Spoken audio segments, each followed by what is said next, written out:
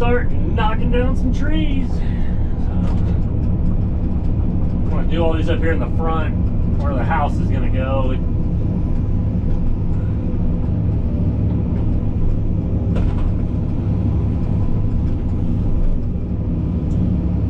The builder hasn't really like given me any kind of plans as to, I got the blueprints to it, but as far as where the house is going to sit on the lot, he doesn't really have that determined, or if he does, he hasn't said anything to me yet. But I'm kind of just going to line it up with this house next to us and see, because he doesn't really know or hasn't given me anything, like I said, like setting it off the street as much or anything like that. So I'm kind of going to guesstimate that this is kind of where the house is going to sit. They may put it a little further back. So he's a different builder than the one I normally work with all the time. He's a younger guy, so he's nice. I feel like some of this stuff, I ask him questions and he just seems a little lost. So I was like, okay, so for starters, I'm just going to at least clean this front off, maybe strip a little bit of the grass off, and kind of get everything just piled up. Because I think he has like a survey company come out and they pin the corners or kind of lay it out that way. So I told him we didn't really have to get like real specific, just to dig the crawl space and all that. I over dig everything so much. I just kind of need a general idea of where they want the house to sit. And like I said, I'll over dig it enough where it'll fit, but I think that's kind of how he does things. So the bad part is most of the nicest trees are where the house is going to go. So those have to be taken out, and then a lot of these through here are dead, or they're just not that great at trees. They're just kind of junk, like suckers that have just grown up. So, and I wasn't going to start today, but be careful with that. I do plan on burning everything. So what my plan is to kind of leave these trees completely intact, and I'll stack them up out of the way, and then when I get me a spot opened up, I'll just carry them down there and then start kind of breaking them up. Maybe it'll be a little bit less of a mess up here to have this stuff just mixed in with all the dirt. So for right now, I'm just going to open this all up, and maybe by the end of the day or something, I may have a spot down there opened up. I kind of carry everything too, is my plan. Because normally I'll knock them down and then just start ripping them apart right there, but I think it'll be a little cleaner or easier not to mix everything in with the dirt.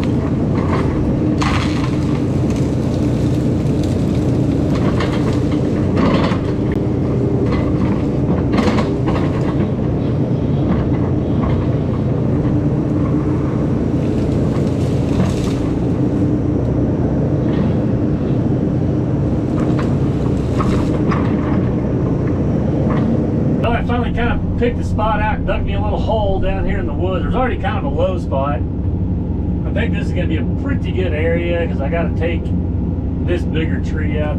They only want a few trees on this lot. It's kind of crazy. But just, they said the better, bigger trees. They want it really open because I think they plan on, I know the people building the house or whatever, so I'm pretty sure they're going to want a very nice, fully irrigated 3-acre lawn. So this is going to be a pretty high-end house here. So I think they want a lot of sun on here, so then that way they can, have an easier time with grass growing and stuff. So we may only leave like a dozen trees on this 3-acre lot. So kind of crazy, but like this one in front of me, it's dead.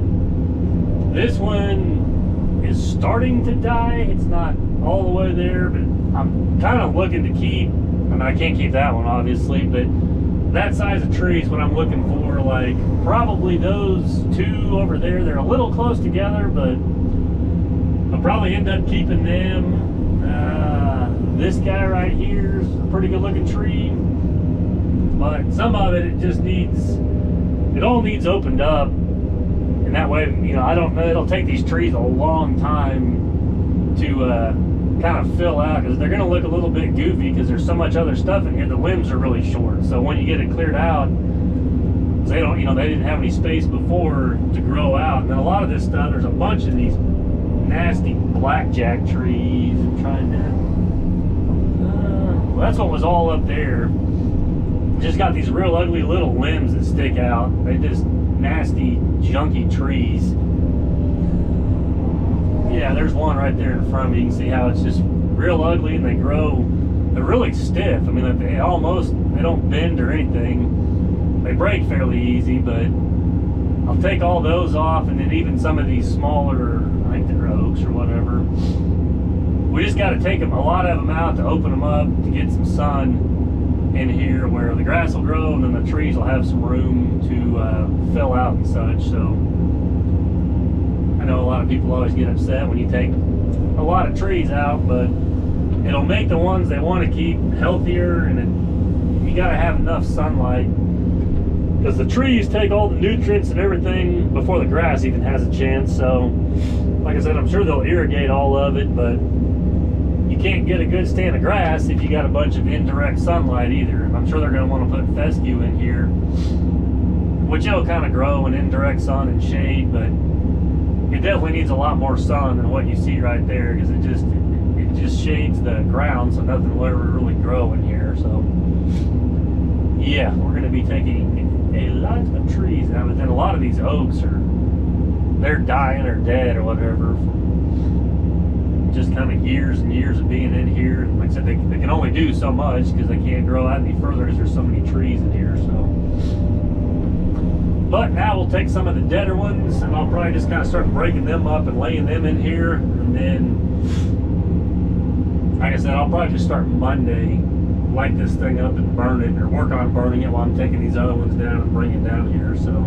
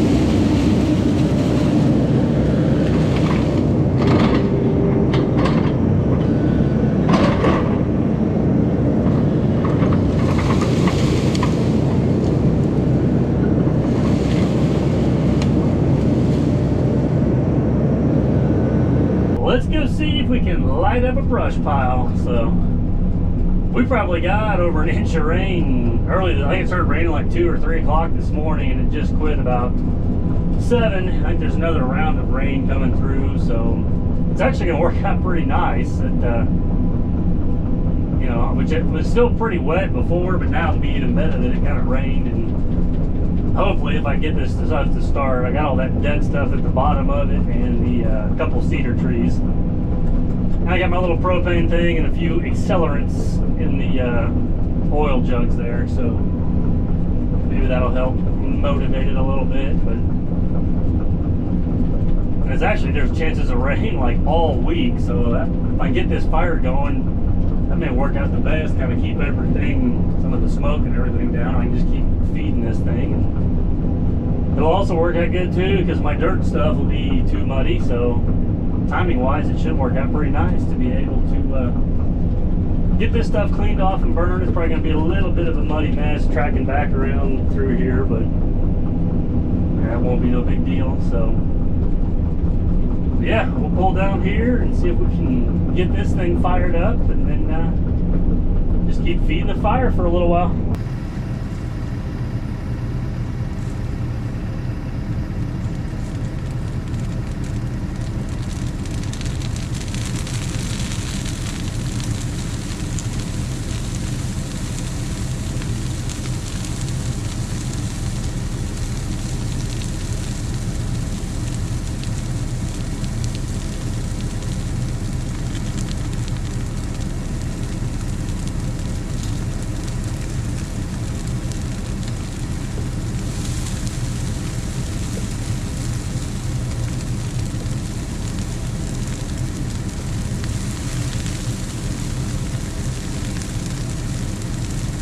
That'll take off. Like I said, I got a bunch of dead down there on the bottom, and then there's a big cedar tree in there too, so if not, I can add a little more diesel to it. So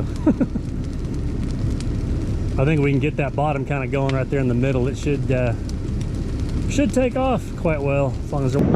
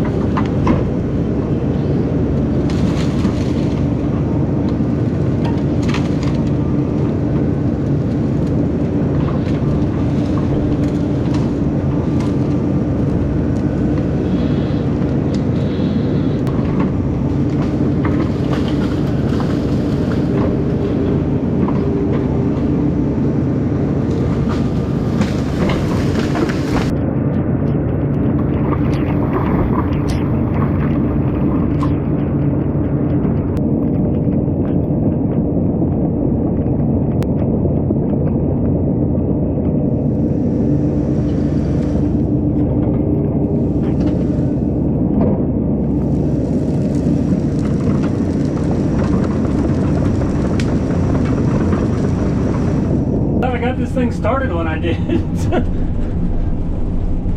don't even know if I'm turned enough where you guys can actually see it. No. There we go, it's a little bit better, but Yeah, because now it's like pouring rain again, but I think it's hot enough it's going to keep going. So trying to just keep putting a little more dead stuff on there to keep that center going. I think I got enough kind of hot coals in there now. It should really take off. Unless it just really starts pouring rain, it may slow it down. But yeah, I thought I'd kind of keep my smoke down too. So I always enjoy a good burning rain day. So yeah, that'll be kind of nice. I may not get out of the cab a whole lot to set the camera up for you guys, but at least for right now, we'll try to keep stacking this thing up.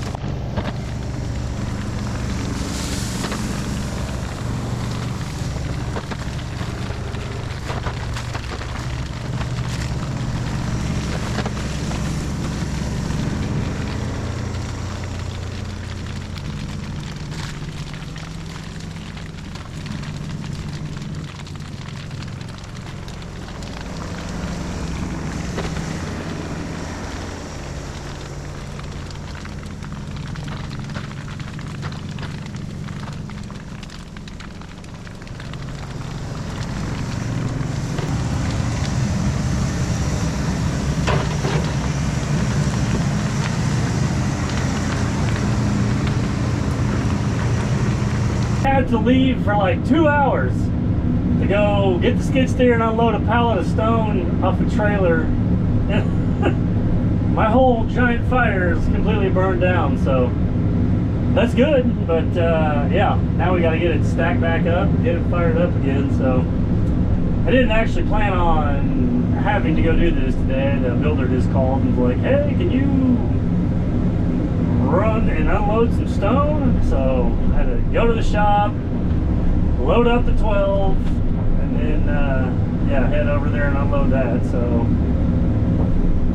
I guess it's good that it burnt down this much. I lost a lot of good time burning trees or whatever, but we'll just get her stacked back up and hopefully it should oh yeah, I think it's going to take back off. But yeah, I just can't believe how much it burned up in just a couple hours, so that's good. Now I'll have to get her loaded back up again, and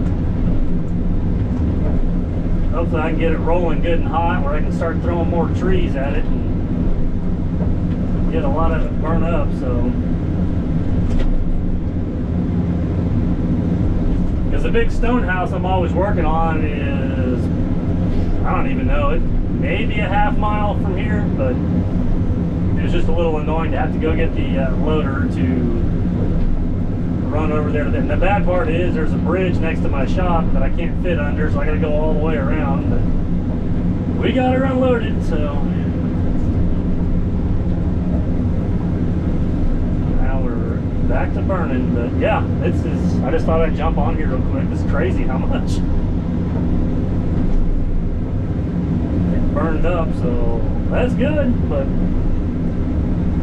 let's get her stacked back up, and oh yeah, we're gonna take back off in no time now. So.